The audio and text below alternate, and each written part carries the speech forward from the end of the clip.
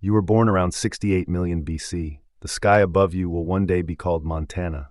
But right now, you're too busy choking on egg slime to care. You can't see much. You can't walk. And forget about hunting. Right now, your greatest achievement is existing. You probably had about 12 siblings. If even one of you made it past the first year, that was considered a success.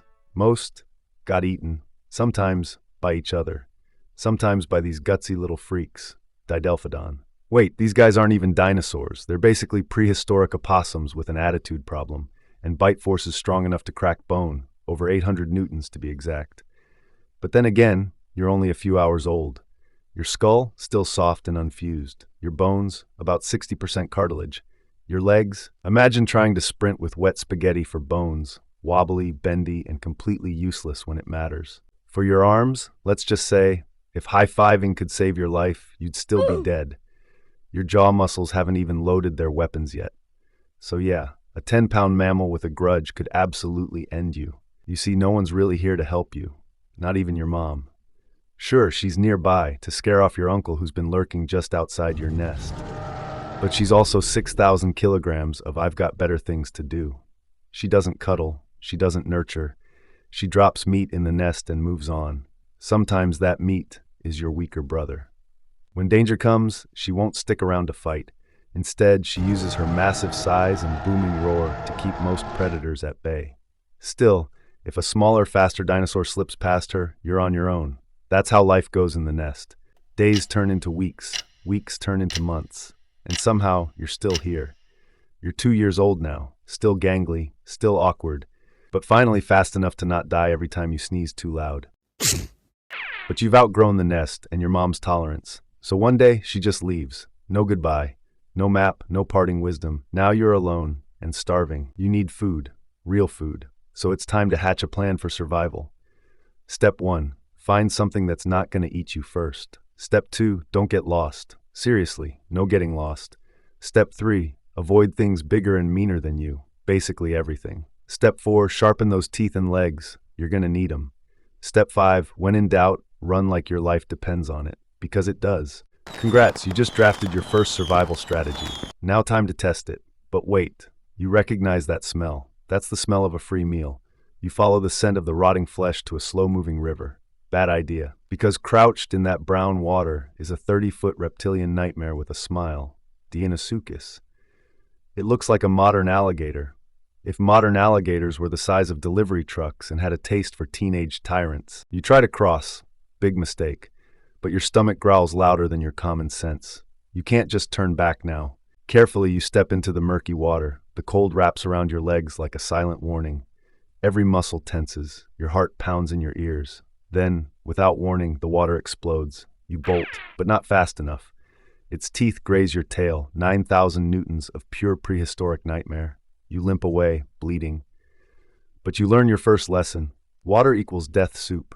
Days pass. You eat some tiny things, like the baby triceratops that wandered too far from its herd, and the pack of screeching snack-sized Trudon.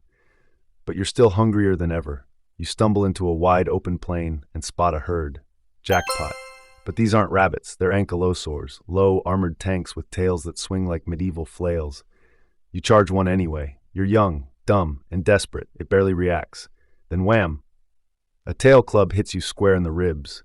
You wake up hours later, bruised and humiliated. At least it didn't crush your skull. This time, another lesson learnt. Just because it looks slow doesn't mean it won't end you faster than a cliff dive. After weeks of near starvation, you find a carcass, and this time it's unclaimed. Finally a win, until the shadow falls. It's Quetzalcoatlus, a flying giraffe with wings. And it's not here to play nice. Its beak alone could turn your skull into abstract art. You snarl. It shrieks, you lunge, it dodges, but you don't give up. You're not a helpless hatchling anymore. After minutes of chaotic flailing and dirt-fueled violence, it backs off. Victory. You eat, and for the first time you feel like a real predator. You're almost 10 now. Not a kid, and not quite a king yet. You've more than tripled in weight since your last disaster near the river, now tipping the scales at 3,500 kilograms. Your skull alone is over 3 feet long, packed with 60 serrated, bone-crushing teeth. Each bite hits like a wrecking ball, up to 5,641 newtons of pressure. enough to snap a hadrosaur's spine like a pretzel stick. And you've stopped just surviving. Now, you're hunting, on purpose. You know how to stalk, how to wait, how to launch from the shadows like a landmine with legs. And oh, your legs.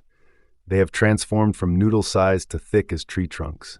You can sprint 20 miles per hour in short bursts, not fast by modern standards, but fast enough when you weigh as much as a jeep with claws. Your senses? Sharp. You have stereo vision with better depth perception than most mammals today. You can smell a carcass 10 kilometers away, and your ears? Excellent at low frequencies. You hear the ground before you see your prey. You're becoming a ghost in the grass, but you're not untouchable. One evening, deep in the valley, you make a kill, a young Edmontosaurus, a smooth takedown. But before you can feast, you hear a roar, not one of fear or a challenge, but a warning. Then from the mist, it steps out, an adult. This one's older, bigger, maybe twice your size, close to 9 tons. But you still stand your ground. You hiss, you snarl, you even lunge once, enough to say, "I'm not soft." But you know this isn't your fight. Not yet. You back off. The lesson: you're powerful, but power has levels. You roam deeper into unknown lands to settle, but time passes by quickly where you come from. At 18, you're nearly unstoppable. You have a bite force of over 30,000 newtons, enough to crush bone like dry twigs. Every step you take sends vibrations through the ground. Your femurs alone are thicker than a grown man's torso, built to carry your skyscraper-sized frame. Your skull is nearly 5 feet long, packed with serrated teeth the size of bananas. Lesser predators clear out before you even arrive, and your territory now stretches over 200 square kilometers. You've got kill zones, escape routes, you've got muscle memory, battle scars, and basically a hunger that never leaves. You own rivers, forests, plains, but even apex predators get lonely. So one season you catch her scent. You find her near the edge of your territory, large, powerful, and cautious. But she's not yours yet. To earn her, you must fight. Another male appears, older, scarred, hungry for dominance. You clash, jaws snap, tails whip, bone meets bone, but you are faster, stronger, and meaner. And when it's over, you stand bloodied but victorious. She watches, accepts, and just like that, you are no longer alone. You circle each other for days, testing, watching. Then you mate. Years pass. You've grown slower, bulkier, a T-Rex dad bod, if such a thing could exist. But your kill count remains high. Your name, if you had one, feared in every rustle. You watch your young from a distance. They bicker, chase bugs, bite too hard. You see yourself in them. One quiet evening, you return from a hunt. The sky is gold. Your young huddle close. You rumble low. A sound they know means listen. And for the first time, you try to tell them the mistakes, the pain, the cost of every scar. But as you sit in the quiet, you see something, a streak in the sky. You squint.